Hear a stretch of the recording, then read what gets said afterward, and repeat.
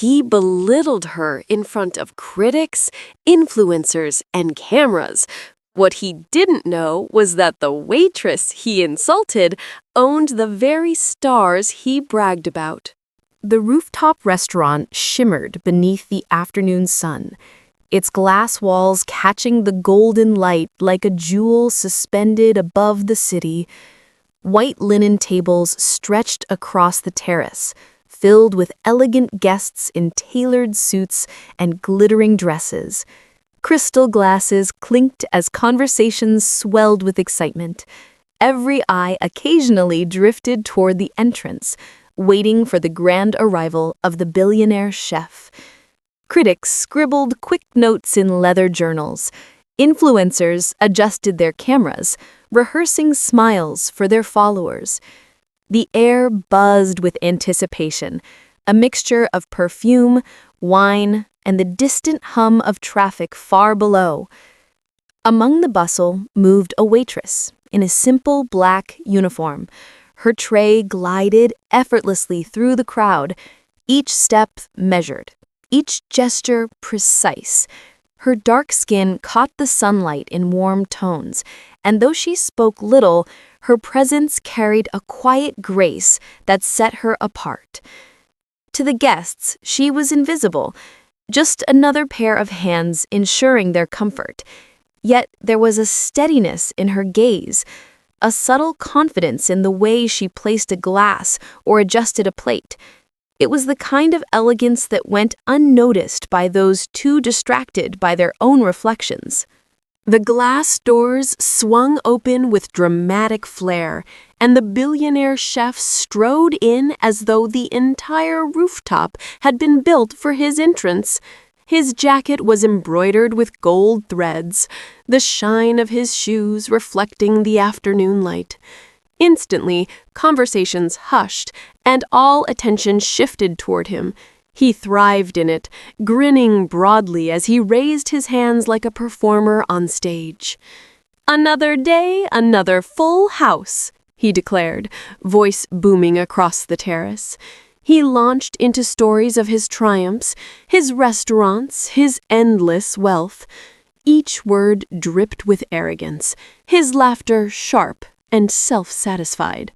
As he moved between tables, he barked orders at his staff, pointing out imagined flaws, belittling them for the amusement of his audience. When the black waitress approached with a glass of wine, she did so with steady hands and quiet dignity. But the chef seized the moment, his eyes narrowing with a cruel smirk. "Ah, our server," he sneered, his voice loud enough to reach every corner. "Tell me, do you even know what's in this glass? Or is it all the same to you, fast food or fine dining?" A ripple of laughter, nervous and shallow, spread among the guests. Others shifted uneasily, glancing away, yet no one found the courage to intervene. The laughter lingered in the air like a cruel echo, but the waitress did not flinch. Her expression remained calm, though for the briefest second her eyes betrayed a flicker of pain, a flash quickly hidden behind her poised composure. She lowered the wine glass gently onto the linen tablecloth, her movements so deliberate they seemed almost ceremonial. The billionaire chef had already turned back to his admirers, too consumed by his own voice to notice the small details unfolding around him. But others did. At a nearby table, a renowned food critic paused mid-sentence, his pen hovering above paper. He had seen her correct the glass placement just slightly, the way only someone trained in the refined rules of fine dining would. His brow furrowed. Servers rarely moved with that kind of assurance. Moments later, as the waitress passed the wine rack, she murmured under her breath.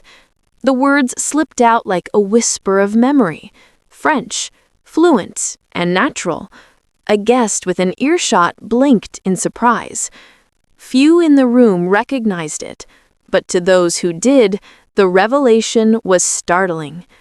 One by one, the clues began to layer, her movements too precise, her choices too intentional, her quiet authority too practiced to be ordinary. Something about her did not fit the role she played. The billionaire chef, drunk on his own bravado, seemed to sense the shifting atmosphere, but mistook it for awe.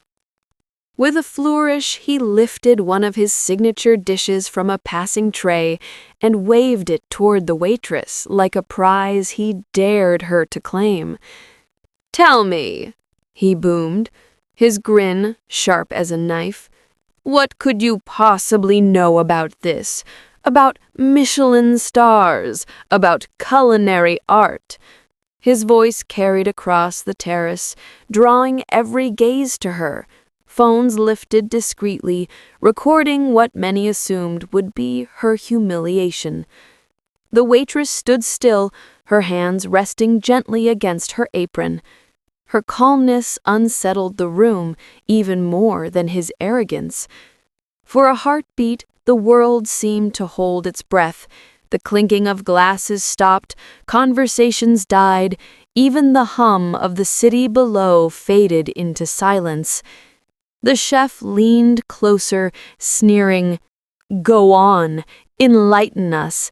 Or are you just another pair of hands serving food you'll never understand?"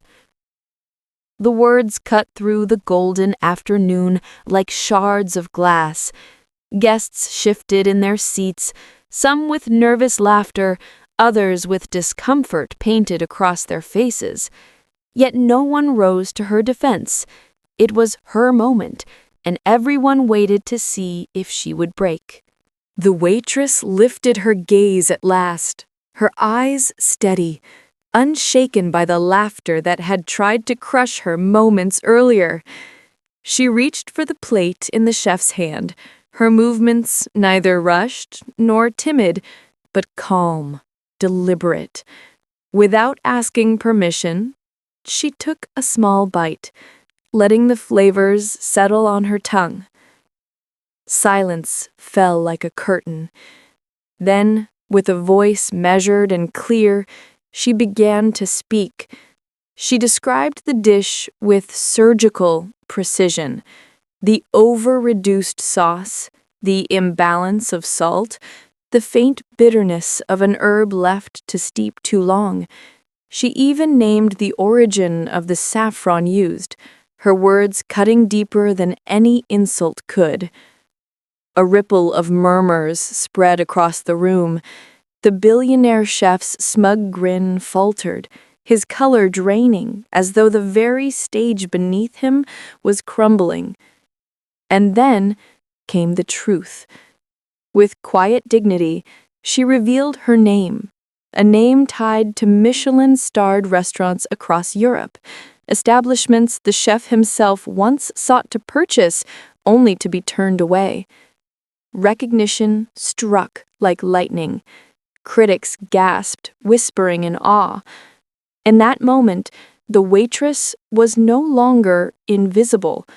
To the guests and staff alike, she was brilliance unveiled, and respect bloomed where mockery once stood. The billionaire chef's voice faltered, his words breaking apart into fragments. His once commanding presence shrank beneath the weight of silence. The gold embroidery on his jacket, now nothing more than gaudy decoration against his trembling frame. He stammered, searching for a comeback, but none came. Around him, the crowd shifted. Guests who had chuckled nervously before now looked at him with thinly veiled disdain. Their eyes no longer sparkled with admiration for his arrogance, but with awe for the woman he had tried to diminish. Chairs scraped softly as a few guests rose, crossing the terrace to shake her hand, their voices reverent as they addressed her by name. The staff, too, stood a little taller, pride blooming where fear once lingered. They glanced at her with quiet gratitude, as though her courage had given them permission to believe in their own worth. And she, no longer the invisible waitress, but the Michelin-starred chef revealed, did not linger in triumph. She offered no smirk, no cutting words. With serene composure, she simply turned and walked toward the sunlit exit, her footsteps unhurried. The truth had spoken louder than any revenge could. Behind her, the applause began, soft at first, then swelling like thunder. The applause lingered long after she disappeared into the glow of the setting sun, a hush falling over the rooftop as if the city itself was reflecting on what had just unfolded. Glasses of untouched wine stood forgotten, the taste of arrogance still bitter in the air. For those who had witnessed the moment, it was not just the unmasking of a chef, but a revelation of truth that cut deeper than any fine blade. The billionaire chef, once untouchable, now seemed small, his empire of pride crumbling with every heartbeat. His wealth, his titles, his theatrics, none could shield him from the truth that had been laid bare. And yet the woman who had borne his mockery walked away without bitterness. She left them not with vengeance, but with dignity, her silence louder than any insult, her grace heavier than any boast. The lesson was clear, carved into the hearts of all who had watched. Greatness is not measured in uniforms or positions, nor in the applause of a fleeting crowd. Respect is the true foundation of power. Arrogance may glitter for a moment, but it is humility and wisdom that endure, leaving behind a legacy no wealth can buy.